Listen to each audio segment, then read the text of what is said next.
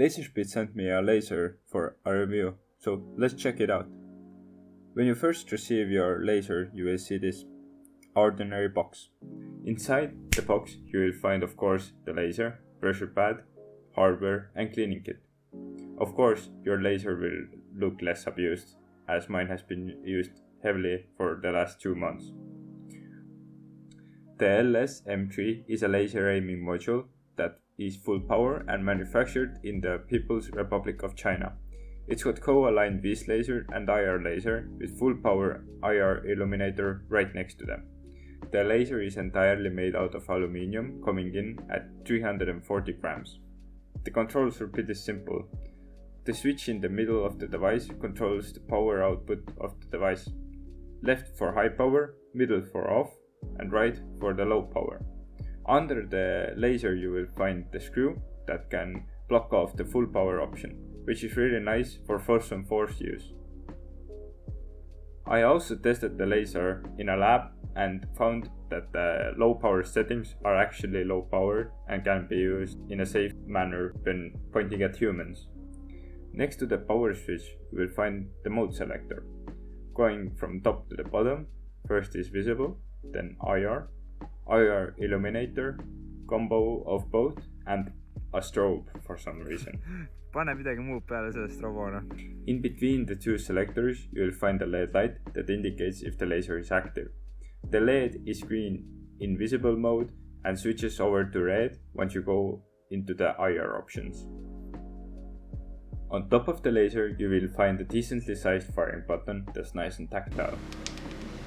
A really interesting thing I have found about the button is the way they have gone about the accidental discharges.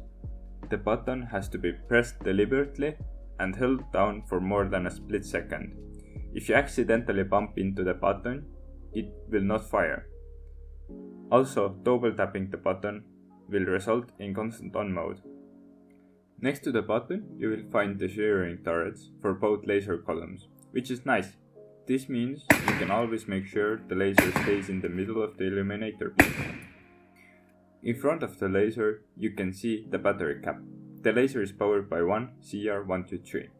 Next to it, you will find the laser windows. They are deeply shielded by the metal hoods.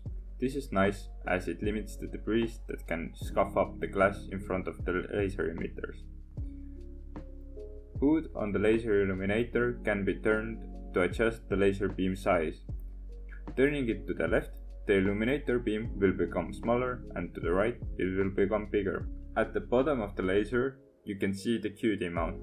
QD mount can be adjusted by pushing it in and turning the wheel. The wheel needs to line up with a small notch when letting it go back in its place.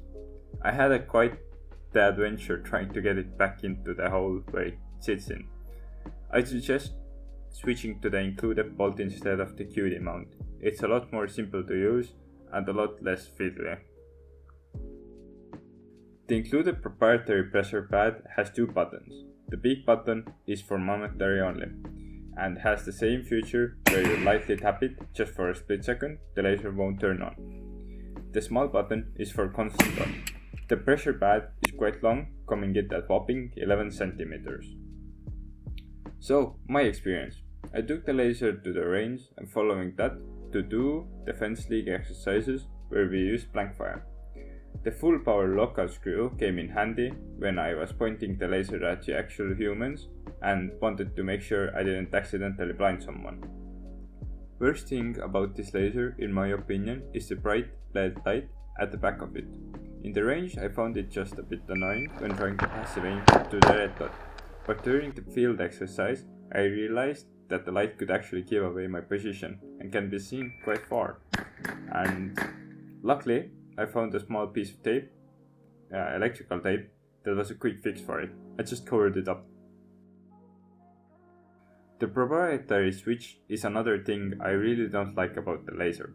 You can't use any other aftermarket switch instead, thanks to the proprietary port on the laser. It's also big and has 2 buttons for no real reason. I think Laserspeed could get rid of the constant on button if the pressure pad would act like the fire button up top. If you could double tap it and get the constant on feature. Also, the size. It's pretty hard to find space for the pressure pad if you have any other switches on your gun. I ended up exclusively using the fire button on top of the laser. Luckily, it's placed pretty ergonomically and I had no issues using it instead of the pressure pad. The QD mount is a huge pain.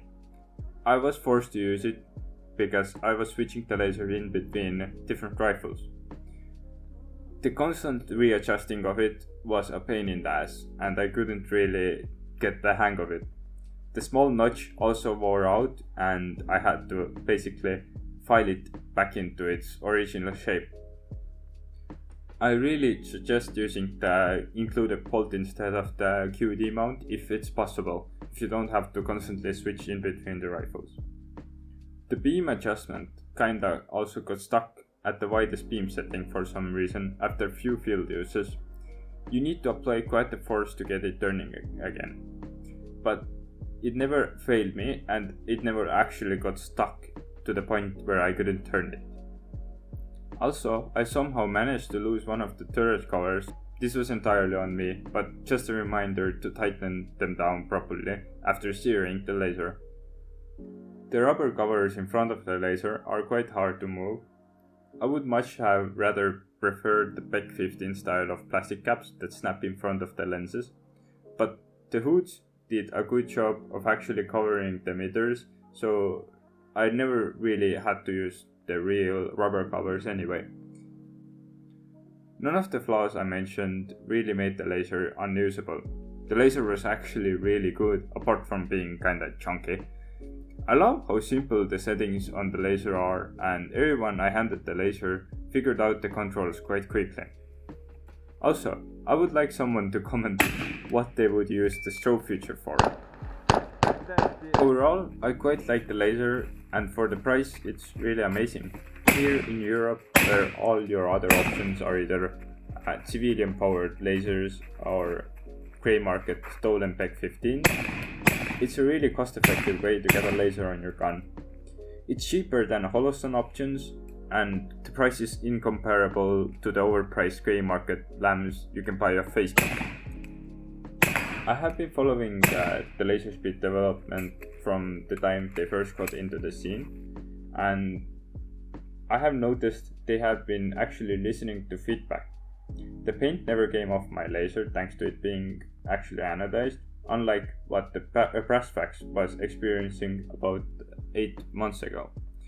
I will also leave a 4MR Ranch review of the same laser in the description, as I really liked the way he did this video. Thanks for watching.